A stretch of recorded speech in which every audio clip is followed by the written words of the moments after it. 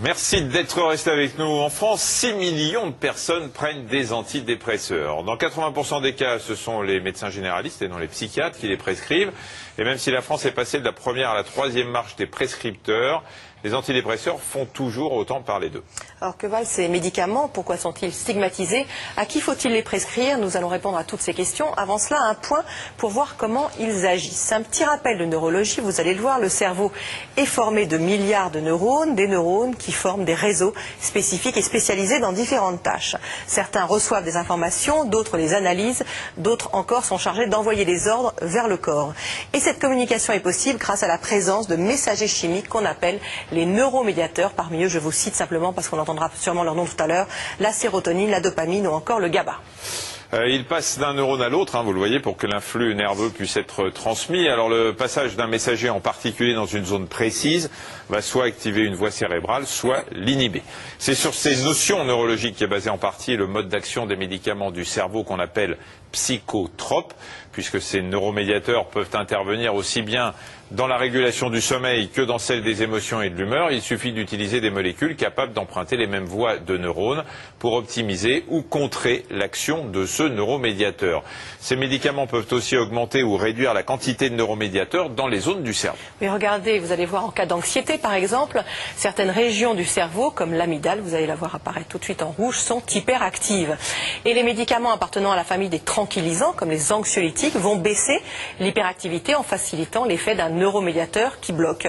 Du coup, l'activité de l'amygdale va baisser et l'anxiété diminuer. En cas de dépression, il y a différentes régions qui régulent les émotions négatives ou celles chargées de renforcer les sentiments positifs ont une activité trop basse. C'est comme ça, en fait, s'il n'y avait plus de frein pour gérer les émotions négatives, eh bien, un médicament comme un antidépresseur va rétablir ce frein.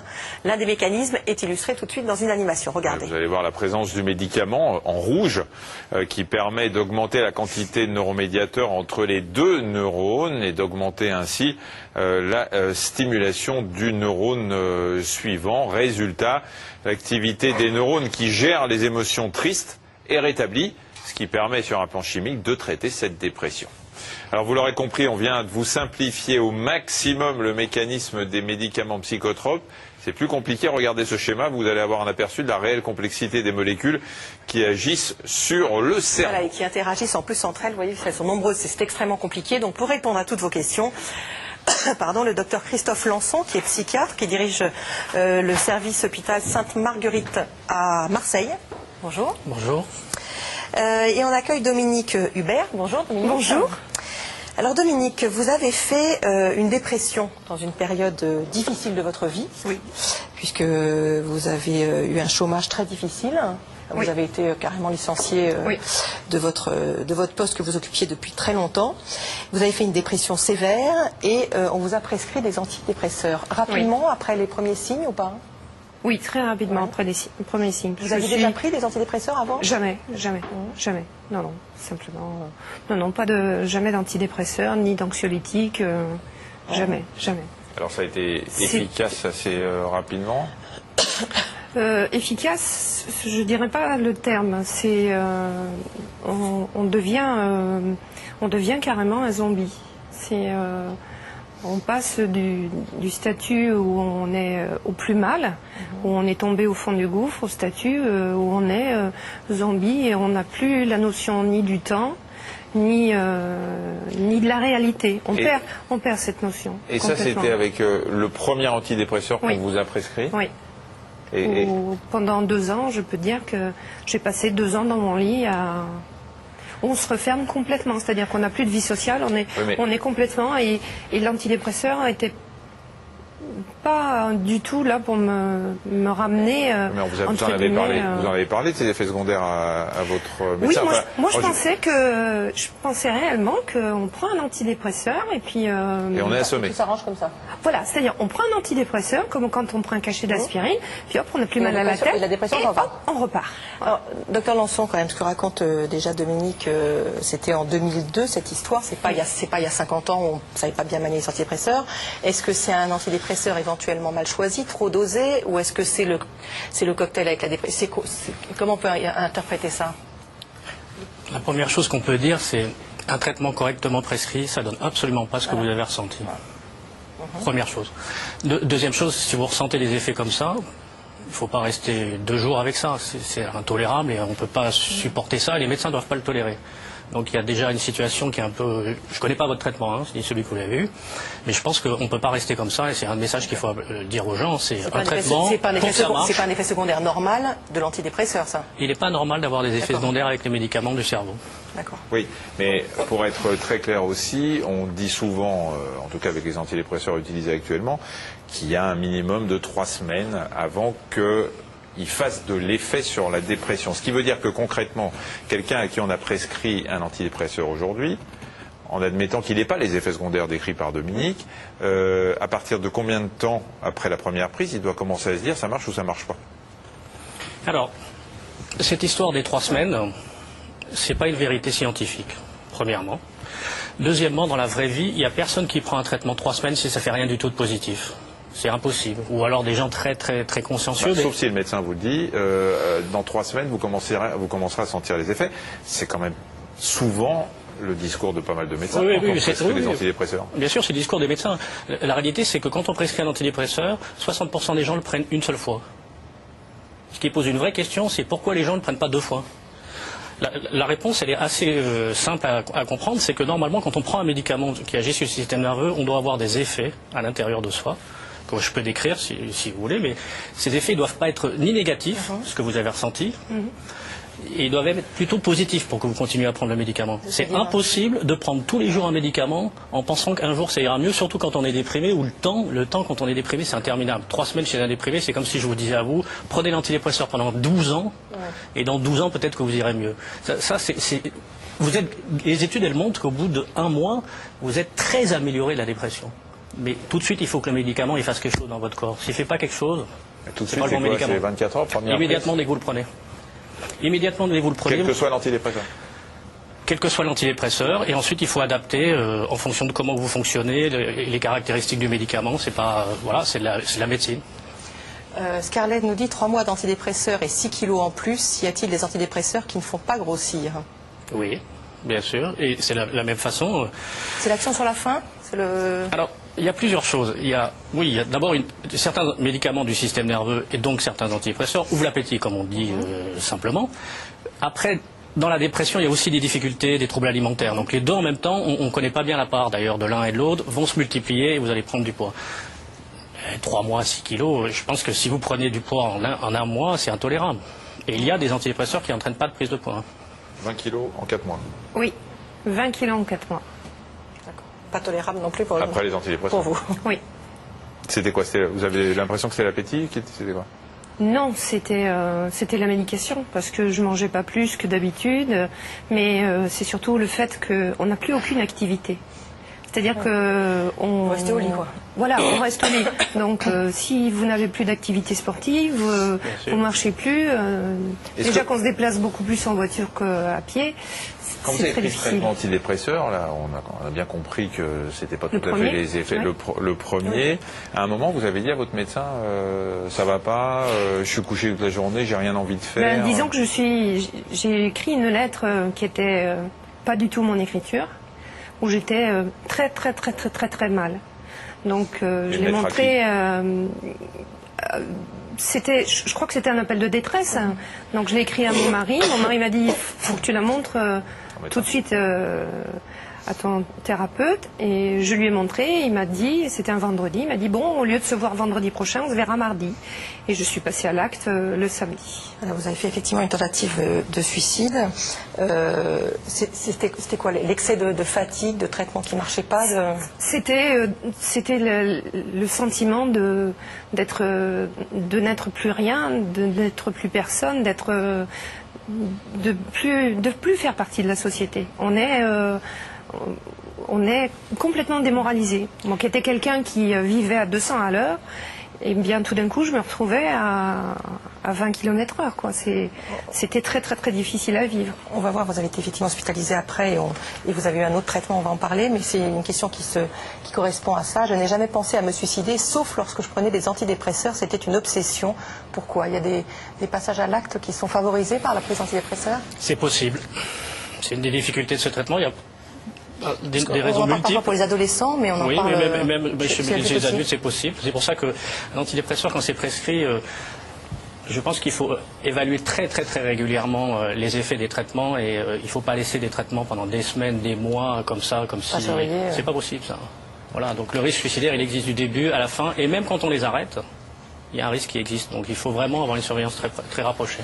Mon psychologue m'a conseillé de prendre des antidépresseurs, mais j'hésite car j'ai peur de devenir dépendante. Qu'en pensez-vous, Nadira? Justement, on va voir que vivre sans antidépresseurs, sans anxiolytiques, c'est chose impossible pour Aline qui en prend depuis 5 ans. À 45 ans, elle souffre d'une dépression majeure dont elle a du mal à se sortir.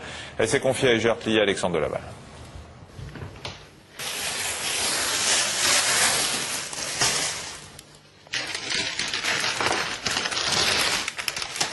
Donc l'antidépresseur, l'anxiolytique, et ben c'est une béquille, une canne pour pouvoir assumer le quotidien. Le psychiatre dit que j'étais assaillie en fait en permanence, et pour calmer ces angoisses, ce mal-être, j'ai pas l'impression de vivre comme tout le monde en fait. Trop de questions, trop d'anxiété, d'angoisse, voilà. Ces symptômes, ce sont ceux de la dépression qui perdure depuis 5 ans, malgré les antidépresseurs. Des médicaments dont Aline subit aussi les effets négatifs. C'est un traitement, il vous anesthésie quelque part dans vos émotions, mais il vous agit aussi sur même certaines émotions que vous aimeriez vivre plus pleinement, quoi. Et c'est là où je me dis, j'aimerais redevenir normale. Parce que quand on est joyeux, il faut montrer qu'on est joyeux. Or, avec les médicaments, c'est pas toujours le cas. Ça n'est pas le cas en fait. Ça inhibe, ça supprime pas toutes les idées noires non plus. Et puis j'ai plus depuis plusieurs années maintenant la sensation d'être moi-même. Ce que j'ai là sur le bras, ça ne m'était jamais arrivé avant de prendre tout ce genre de médicaments. Ça a chez moi déclenché des pulsions d'autopunition, d'automutilation, de scarification. Mal avec les antidépresseurs, mal sans. Aline voudrait tout arrêter, mais aujourd'hui, elle ne peut plus s'en passer. Moi, il suffit qu'une journée je ne prenne pas mon traitement pour que j'ai tout un tas de symptômes de manque. Donc, d'où mon interrogation à savoir si un jour, oui ou non, j'arriverai à m'en passer. Une question concernant aussi bien ce témoignage que le témoignage de Dominique, sans rentrer du tout dans les types de traitements qui ont été donnés. Est-ce que tout est plus compliqué quand il n'y a pas qu'un traitement antidépresseur, mais quand on associe à ça des hypnotiques, des tranquillisants, etc. Ce qui est souvent le cas dans les dépressions sévères. Et oui, le mélange, c'est pas bon. Ça, c'est une réalité. Après, il y a une genre de spirale infernale, c'est je dors pas, j'ai besoin de prendre plus de médicaments, je suis endormi dans la journée, j'ai besoin d'autres médicaments, et après, finalement, on dit les antidépresseurs, ça marche pas. Non, c'est le mélange qui marche pas, c'est le mélange qui est insupportable, c'est le mélange dont il est difficile de se défaire, et je pense qu'il faut voir les choses simplement. Actuellement, on a des antidépresseurs qui peuvent fonctionner seuls, sans associer d'autres médicaments, donc il faut commencer par ça. D'accord. Et juste, puisque vous venez de dire dont il est difficile de se défaire, en dehors des maladies, parce que vous prenez toujours des traitements, Dominique. Oui. Vous avez toujours des traitements. En dehors des maladies, j'allais dire, endogènes, des dépressions qui font durer toute la vie, il y a déjà des personnes qui sont atteintes de ça. Sinon, quand il y a eu un épisode comme celui de Dominique avec une raison précise, on peut arrêter quand même le traitement un jour. Bien sûr, voilà. Les recommandations, elles sont assez claires. Vous avez la possibilité d'arrêter ce type de traitement lorsque vous avez fait votre premier épisode. 6 à 9 mois après, être guéri. Ça veut dire qu'il faut savoir quels sont les signes de la dépression. Alors tout à l'heure, vous avez dit la dépression, c'est la tristesse. Je crois qu'il faut faire très attention. Parce que sinon, on pourrait imaginer que guérir de la dépression, c'est devenir heureux, avoir du bonheur. Non, la dépression, c'est n'avoir envie de rien. Et trouver que la vie est grise du matin jusqu'au soir. Et donc sortir de la dépression, c'est retrouver des émotions normales. et retrouver des envies dans la vie normale. À partir du moment où vous avez retrouvé ça avec un traitement, il faut le continuer pendant 6 mois, et puis ensuite il faut le diminuer de façon progressive. Donc en gros, ça fait 1 an de traitement. Alors, on avait une question tout à l'heure d'une personne qui ne voulait pas commencer à prendre des antidépresseurs de peur de devenir dépendant, et c'est énormément de gens qui refusent le traitement en se disant sinon ça va être ma béquille toute ma vie, et on nous demande si le risque de dépendance est lié à la durée du traitement. Donc cette fameuse dépendance, vous dites que c'est 1 an de traitement. Dominique, ça fait 7 ans 9 ans que vous en prenez, et vous en prenez toujours. Oui. Et vous avez envie d'arrêter? Ben, j'en ai pas mal enlevé. Ouais. Vous aimeriez bien arrêter complètement? Oui. Et vous avez peur de quoi alors? D'abord parce que bon, je lis les notices et c'est bien spécifié. Moi, j'ai peur des effets rebonds. Et puis, c'est vrai que mon entourage, j'ai un mari sensationnel. Il est fabuleux parce que supporter quelqu'un qui a une dépression, c'est très très difficile. Parce que les sautes d'humeur, c'est vous passez Donc, qu'est-ce qui fait qu'aujourd'hui, vous auriez peur d'arrêter les antidépresseurs? Justement, c'est ces sautes d'humeur, c'est-à-dire passer de tout à rien. C'est-à-dire que quand j'ai eu votre liste des 70 médicaments, j'ai pris mes propres médicaments et j'ai regardé sur ceux qui étaient sur surveillance. Donc il y en avait certains qu'il y avait, j'ai dit ça je prends pas, je le prendrai pas, et j'ai dit non, je le prendrai pas. Est-ce que ça vous rassure de prendre un antidépresseur, en dehors de l'effet sur le cerveau qu'on a vu tout à l'heure? Ça m'a rassurée. Ça m'a rassurée. Je pense que ça me rassure quelque part. Mais ça m'est arrivé de les oublier. Alors, donc, et puis en fin de compte, je n'en suis pas si mal portée que ça. Cette peur de la dépendance alors? C'est des médicaments qui agissent sur le cerveau, donc en partie. Hein. Effectivement, ça entraîne une certaine forme de dépendance, ce qui implique le fait qu'on ne peut pas les arrêter brutalement. Surtout ça. C'est-à-dire qu'une fois que vous commencez, il ne faut pas les prendre de façon irrégulière, parce qu'à ce moment-là, vous n'avez pas d'effet. Si vous les prenez par exemple 2 jours, puis 1 jour j'arrête, puis 4 jours, puis 2 jours j'arrête, alors là, vous pouvez être certain que le traitement, ça ne marchera pas du tout. Il y a beaucoup de gens qui font ça. Mais c'est humain de faire ça. C'est-à-dire dès que je vais mieux ou dès que je ressens un effet, hop. Donc il faut être capable de le prendre régulièrement. C'est pour ça qu'avant de se lancer dans un traitement antidépresseur, il faut être convaincu de l'intérêt. Et puis une fois que j'ai pris le traitement pendant assez longtemps, plusieurs mois, parfois plusieurs années dans les troubles chroniques, et ben, il faut les diminuer très progressivement comme vous faites. Oui. Je voudrais vous poser une question. Qui c'est qui vous dit de reprendre votre traitement quand vous l'arrêtez? Je ne sais pas que je l'arrête parce que je suis... Quand vous l'oubliez, pardon. Quand je l'oublie, mais je m'en aperçois parce que j'ai un pilulier. Comme les mamies et les papis. Donc j'ai mon pilulier et je me dis, oh mince, j'ai oublié de le prendre hier. Donc je sais forcément... Mais c'est vous qui demandez le renouvellement de l'ordonnance ou c'est le médecin qui vous le fait spontanément? C'est mon thérapeute, oui, qui me le fait. Il me demande, et quand je lui ai dit que j'avais diminué, il était très content. Il était très content. Est-ce que vous êtes parfois obligé de négocier avec les patients qui ne veulent pas diminuer ou arrêter leur traitement? Actuellement, on est surtout obligé de négocier avec les gens pour leur faire prendre des traitements. L'image des médicaments psychotropes en France, elle est tellement mauvaise que 60% des gens qui viennent à la consultation n'en veulent pas. Bon. C'est une question qu'on a. Je préfère la psychothérapie aux médicaments, ai-je raison? C'est pas forcément pareil. Le meilleur traitement de la dépression, à condition qu'elle ne soit pas grave, ça veut dire pas d'idées suicidaires importantes, pas de retentissement majeur sur sa vie, c'est le traitement qui correspond au mieux à ce que vous avez envie. Alors, certaines psychothérapies sont aussi efficaces que certains antidépresseurs dans les dépressions légères. Si vous avez une dépression grave, il faudra encore pouvoir expliquer ce que c'est une dépression grave, la différence entre une psychothérapie et les médicaments, elle est largement en faveur des médicaments, en tout cas au début. Prendre des antidépresseurs, c'est une première étape pour soigner la dépression, mais sans le suivi psy, la prise en charge de la maladie n'est pas complète. Dans le service d'addictologie de l'hôpital Sainte-Anne, le docteur Lacaille est prescripteur, mais pas seulement. Il est aussi une oreille attentive aux maux de ses patients. C'est ce qu'on va voir dans ce reportage signé Gerd Clia et Mathieu Vibaud. Bonjour madame, venez, entrez, asseyez-vous, je vous en prie. Alors, comment ça va-t-il en ce moment? Ça va bien. Ça va bien? Ça va bien. Oui. Ça pourrait aller peut-être un peu mieux. Oui. En fait, je pense qu'on a essayé de réduire certaines quantités de médicaments et je pense que c'est ça qui fait que je ne suis pas aujourd'hui au top de la forme. Oui. Il me semble que je réagis à ça. Vous êtes un petit peu moins bien en ce moment? Oui. Oui. En quoi vous êtes moins bien? Quels sont les symptômes qui sont... C'est notamment la fatigue. La fatigue? Oui. Oui, fatigue morale, fatigue intellectuelle, donc. Oui. Du mal à faire les choses. Oui. Oui, avec un sentiment de culpabilité, puis une espèce de tristesse, de morosité. Ça, je ne l'ai pas encore. Je l'ai eu, bien sûr, à d'autres périodes, mais là, non. Fatiguée, moins motivée, 2 signes qui ont poussé Marie à consulter son psychiatre. La jeune femme connaît bien les symptômes de la dépression. Cela fait 8 ans qu'elle vit avec la maladie.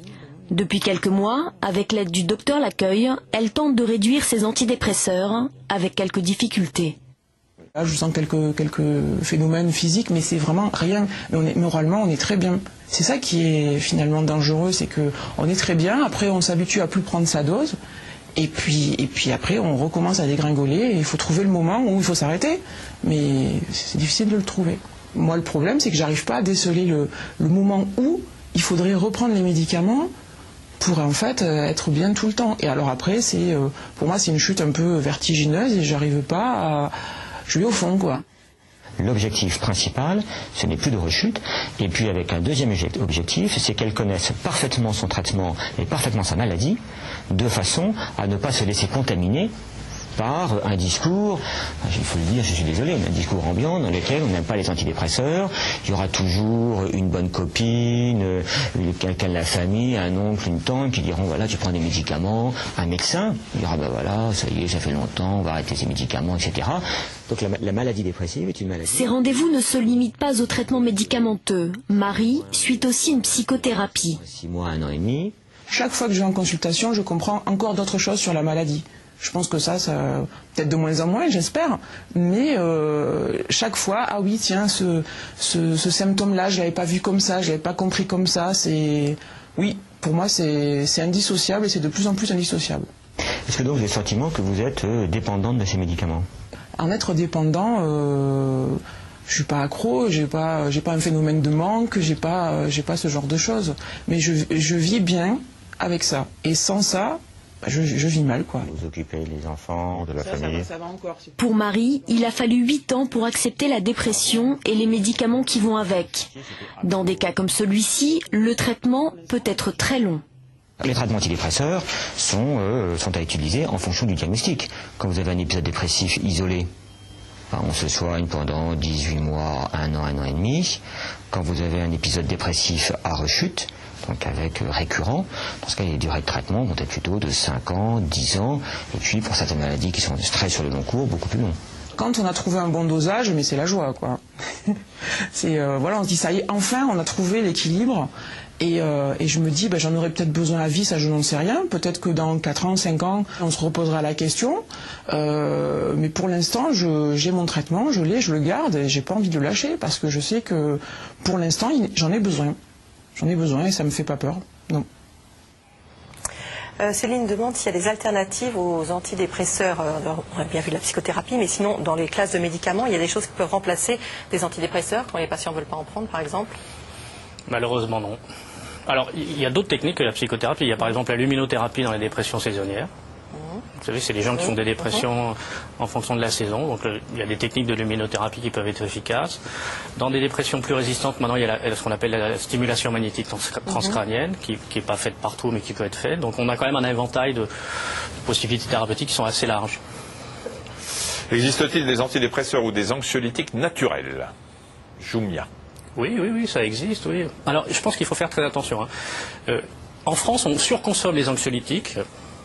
C'est les médicaments pour l'anxiété, mais pour la dépression, qui sont les antidépresseurs, on les surconsomme pas. Il faut faire très attention parce qu'il y a un genre de mélange. Et d'ailleurs, c'est le problème qu'il y a. Des psychotropes en général. Voilà, c'est que comme les patients reçoivent le plus souvent beaucoup de médicaments en même temps, ils confondent tout et on finit par dire c'est les antidépresseurs qui m'ont mis dans le coma pendant 2 ans. C'est le mélange que vous avez reçu pendant 2 ans. Les antidépresseurs, les médicaments pour le sommeil, les médicaments pour l'anxiété. Bon. Est-ce qu'il y a des médicaments qui sont naturels? Oui. Bien sûr, il en existe. Le problème de ces médicaments naturels, c'est qu'ils n'ont pas été étudiés et que c'est pas parce que... Oui, alors le millepertuis, on peut en parler très clairement. Le millepertuis, c'est un médicament probablement plus toxique que la plupart des antidépresseurs sur le marché. C'est-à-dire si on fait l'index thérapeutique, la dose que je dois prendre et la dose toxique, avec le millepertuis, si vous prenez 1 boîte ou 2 boîtes d'un seul coup, vous n'êtes pas très bien. Alors qu'on rappelle, c'est pas parce que c'est naturel que c'est sans danger. Exactement, ça peut être naturel et dangereux pour la santé. Voilà. Une dernière question, Michel? Oui, Marina, existe-t-il un lien entre baisse de la libido ou même difficulté à éjaculer et la prise d'un antidépresseur, Pierre? Eh ben oui, ça dépend. Certains antidépresseurs agissent sur la libido et certains antidépresseurs agissent sur la mécanique sexuelle, donc les problèmes d'éjaculation bien sûr. Alors ça c'est pareil, comme la prise de poids, si vous avez des problèmes de libido ou de mécanique sexuelle, c'est pas le bon médicament pour vous parce que guérir de la dépression c'est retrouver des envies et les envies sexuelles c'est partie de la vie. Merci beaucoup à tous les deux, merci infiniment d'être venus, Dominique. Merci. Merci. Aimable à vous.